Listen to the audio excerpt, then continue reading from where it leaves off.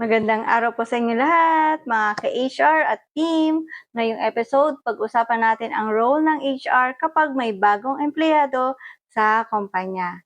Unang-una, bago pa man sila magsimula, siguraduhin natin kumpleto ang pre-employment requirements at malinaw ang kontrata at job offer. Pagdating ng unang araw, kailangan natin silang i-orient. Ipakilala ang ating kumpanya, ang mission, vision, values, at pati na rin ang ating mga policies at benefits. Dito pa lang dapat klaro na ang mga rules and expectations.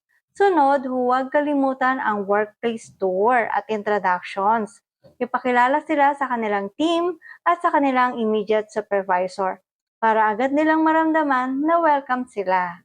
Importante rin na bigyan sila ng tools and access gaya ng ID, email, at equipment para maging productive agad.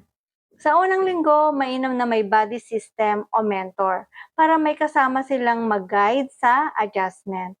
At syempre, regular na kamustahin sila dahil ang unang impressions ay napakalaga. Sa probationary period naman, dapat malinaw ang performance goals at may regular na feedback sessions. Sa ganitong paraan, guided sila at alam nila kung paano sila mag-i-improve.